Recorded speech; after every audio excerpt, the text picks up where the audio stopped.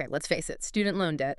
It's a topic that touches so many of us, right? Absolutely. Whether you're a student now, maybe a recent grad looking at those first bills, or even a parent trying to figure out how to help your kids, it can feel, well, huge, like a mountain. It really can. Yeah. And honestly, sometimes just the amount of information out there makes it feel even more, daunting. Yeah. That's exactly where we wanted to do this deep dive today. We're zeroing in on federal student loans, specifically the repayment benefits that could, well, genuinely make a difference for you financially. Exactly. Our mission here is pretty simple.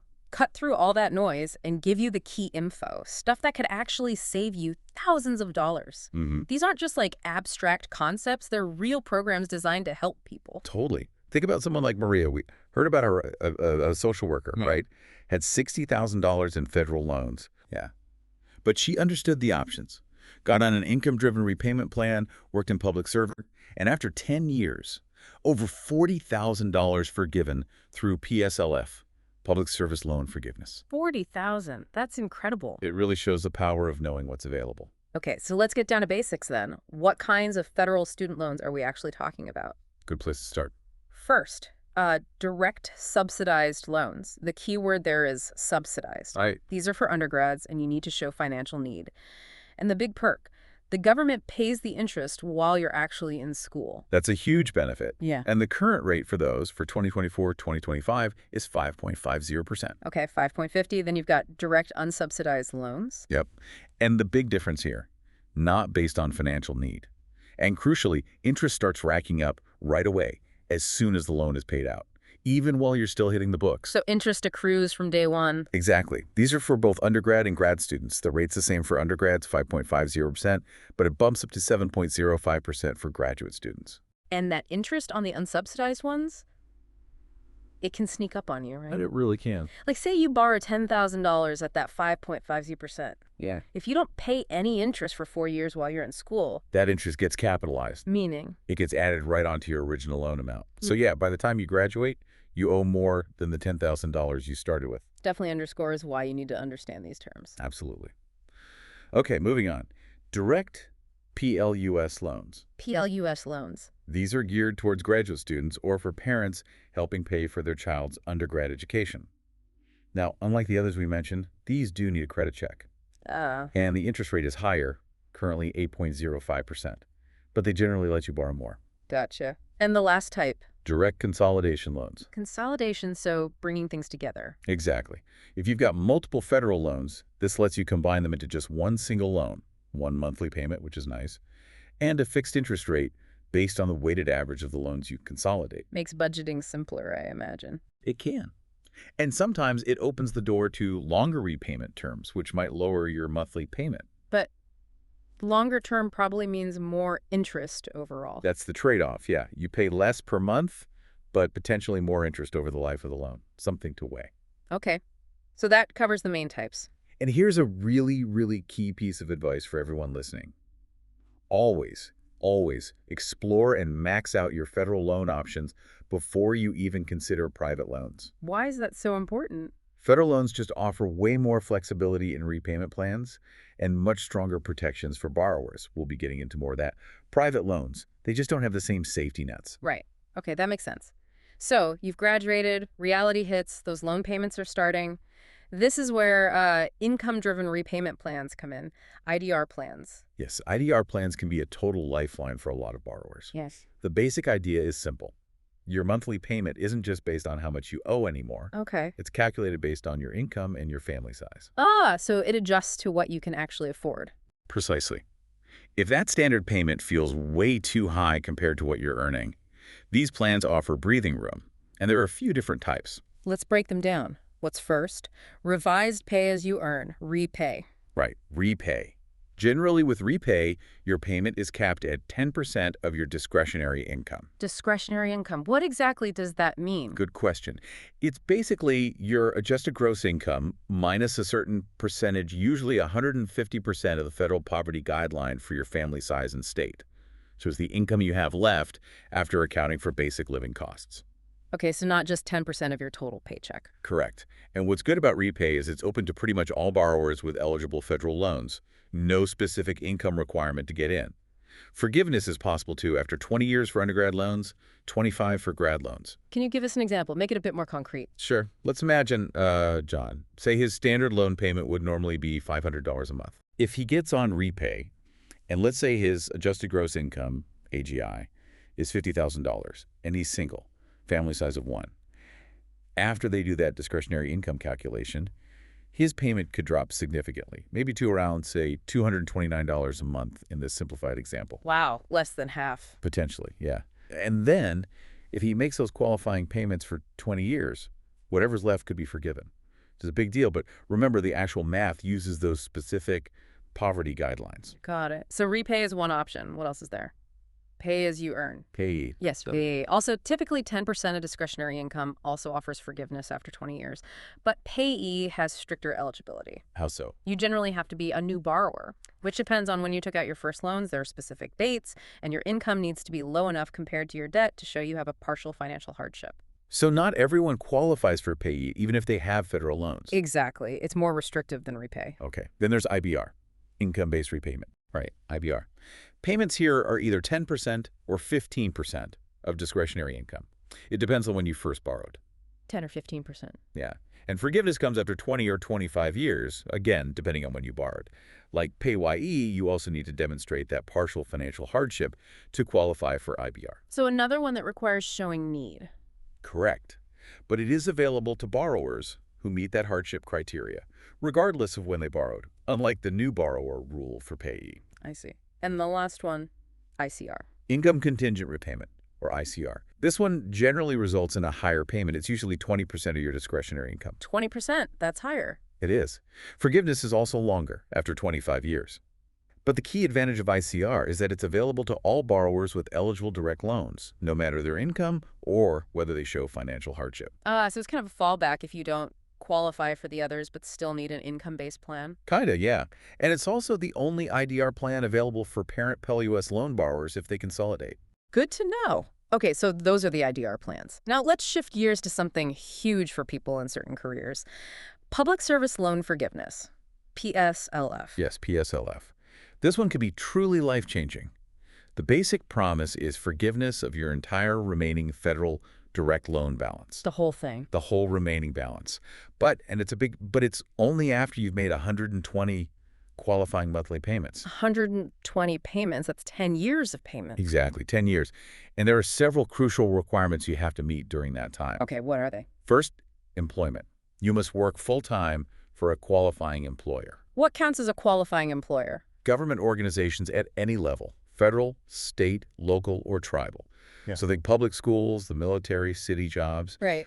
Also 501c3 nonprofit organizations. That covers a lot of charities, nonprofit hospitals, things like that. Right. And certain other nonprofits that provide specific public services, even if they aren't 501c3s, like public libraries or emergency management. So a pretty broad range of public service jobs. It is. That's the first hurdle. Second, while you're working for that employer, you need to be on a qualifying repayment plan. Which plans qualify? The IDR plans we just talked about. Yes, generally the IDR plans, REPAYE, PAYE, IBR, ICR, all qualify. The standard 10-year repayment plan technically qualifies, but if you stay on the standard plan for 10 years, your loan will be paid off anyway, so there'd be nothing left to forgive. Ah, okay. So you typically need to be on an IDR plan to actually benefit from forgiveness. Exactly. To have a balance left to forgive after 10 years. Third, the loans themselves must be direct loans. Only direct loans. What if you have older FFEL loans? You usually need to consolidate those older loans into a new direct consolidation loan first. Then the payments you make on that loan can start counting towards PSLF. Okay, important step. And fourth? Make those 120 payments. They have to be qualifying payments made on time for the full amount due while meeting the employment and repayment plan requirements. 10 years of hitting all those marks. Correct. And the really great news about PSLF, the amount forgiven is not considered taxable income by the federal government. That's huge, because sometimes forgiven debt can be taxed, right? It can be, especially with IDR forgiveness sometimes. But PSLF forgiveness is currently tax-free federally. State tax rules might vary, though. Let's bring in that example you mentioned earlier, Sarah, the public defender. Right, Sarah. She worked as a public defender for 10 years, made her payments diligently under an IDR plan, had direct loans, checked all the boxes. And after 10 years... Your $80,000 federal loan balance, completely forgiven, Wiped clean. Just incredible. A massive weight lifted, but it sounds like you have to be really careful to meet all the requirements. What are the common ways people trip up with PSLF? Great question. A big one is definitely not having the right kind of loans. Those older FFEL loans often cause issues if not consolidated. Okay. Another is being on the wrong repayment plan. People might think they're on track but are on a plan that doesn't qualify, or one where they'll pay it off too soon, like the standard plan. Right. And finally, issues with documenting employment. Maybe gaps in qualifying work or not submitting the certification forms correctly or regularly. Keeping detailed records is absolutely key. Makes sense. Okay, beyond IDR and PSLF, what other, maybe less talked about, benefits come with federal loans? There are some important protections. Deferment is one. Deferment, like pausing payments. Exactly. It lets you temporarily postpone payments under certain conditions, like, say, economic hardship. If you lose your job, for example, you might qualify for an economic hardship deferment. And what happens with interest during deferment? Good question. For subsidized loans, the government usually pays the interest during deferment, so it doesn't pile up. Okay. But for unsubsidized loans and PLUS loans, the interest keeps accruing and usually gets capitalized unless you pay it. So it can still grow your debt even if you're not making payments? It can. That's important to understand. And what about forbearance? We hear that term too. Forbearance is another way to temporarily stop or reduce payments. But generally, interest accrues on all types of federal loans during forbearance, subsidized included, and it's usually capitalized. So it's often less favorable than deferment if you qualify for both. Got it. Deferment better if you can get it. Usually, yes. Federal loans also have really important discharge provisions. If, unfortunately, a borrower passes away or becomes totally and permanently disabled, their federal loans can be discharged. Okay. There's also closed school discharge, if your school shuts down while you're enrolled or soon after you leave, and borrower defense to repayment if your school misled you or engaged in misconduct related to your loans or education. So quite a few safety nets built in that you likely wouldn't find with private loans. Definitely not to the same extent. Okay, wow. We've covered a ton of ground. Let's try to distill this. What are the absolute top expert tips for managing these federal loans effectively? Okay, key takeaways. First, if you are on an IDR plan, any of them, you must certify your income and family size every single year. Mark it on your calendar. Annual certification, crucial. Crucial. Your payment depends on it. Miss it, and your payment could shoot up, and unpaid interest might capitalize. Okay. What else? Especially for PSLF folks. Records, records, records. If you're aiming for PSLF, keep meticulous records of your qualifying employment. Dates, employer info, pay stubs, copies of the PSLF forms you submit. Everything. Build your case, essentially. Exactly. Yeah. You'll need that proof down the line. Third, think about taxes. We mentioned PSLF is tax-free federally. What about IDR forgiveness? Right now, thanks to recent legislation, IDR forgiveness is also federally tax-free through the end of 2025. But after that, the law is set to expire, meaning forgiven amounts that could become taxable income again unless Congress acts. So something to keep an eye on, especially if your forgiveness date is after 2025. Definitely. Maybe even talk to a tax pro about planning for that possibility. Fourth, consider consolidation if it makes sense. We talked about that for simplifying payments or making loans PSLF eligible. Right. But be careful. Consolidating can sometimes reset the clock on any qualifying payments you've already made towards forgiveness, especially for IDR plans. So weigh the pros and cons carefully. Good warning. And the last tip. Just stay informed. Seriously.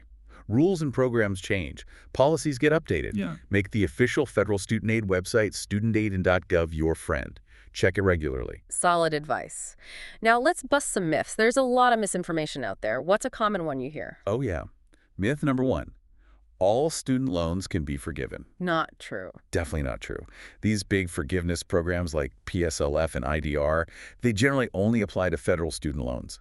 Private student loans typically don't have these kinds of broad forgiveness options at all. Okay, important distinction. Federal versus private. What's another myth? That PSLF is being eliminated, or PSLF is going away. You hear that sometimes. Yeah, there's often chatter, especially when changes are discussed. But PSLF was created by Congress. It's law. It's a permanent program. Now, the rules and processes can absolutely change over time, which goes back to staying informed. But the program itself isn't just vanishing. Good to clarify. And one more. How about IDR plans? The myth that signing up for an IDR plan guarantees your loans will eventually be forgiven. It sounds like it should, right? After 20 or 25 years. It offers a possibility of forgiveness, yes, Yet. but it's not automatic. You have to meet all the requirements for the entire 20 or 25 years. That means making those qualifying payments on time every year, certifying your income annually. If you fall off track, you might not get forgiveness. It requires consistent effort. So forgiveness is earned through meeting the requirements, not just by enrolling. Exactly. Okay, let's tackle a few quick questions listeners might have. First, how do I actually know if I qualify for PSLF? Best starting point. The official PSLF help tool on studentaid.gov. The help tool. Yep. You can use it to check if your employer likely qualifies. It also helps you figure out if you have the right loan types and guides you through submitting the necessary forms. And of course, make sure you're on a qualifying repayment plan like an IDR plan. Okay, next question. Which IDR plan is the best one for me? The million-dollar question. It really depends on your specific situation, your income, your family size, how much you owe, and what types of federal loans you have. No single right answer. No. The best thing to do is use the tools on studentaid.gov. They have an IDR plan calculator and a loan simulator. You plug in your info and it helps you compare the plans, estimate your payments, and see potential forgiveness amounts. So use the official calculator. Definitely. Don't just guess. And finally, can I switch repayment plans if my situation changes? Like maybe I get a raise or lose my job? Good question. Yes, generally you can change your federal loan repayment plan at any time. If your income changes significantly, switching plans might make sense. But any catches? Just be mindful, especially if you're pursuing PSLF. Switching plans could potentially affect your monthly payment amount or maybe even your progress towards forgiveness in some niche cases, though usually switching between IDR plans is fine for PSLF. Always best to talk to your loan servicer before making a change to understand the impact. Okay, talk to the servicer. Got it. So bringing this all together, what's the action plan? What steps should listeners take right now? Okay, step by step. 1, know your loans. Log into studentaid.gov. See exactly what federal loans you have.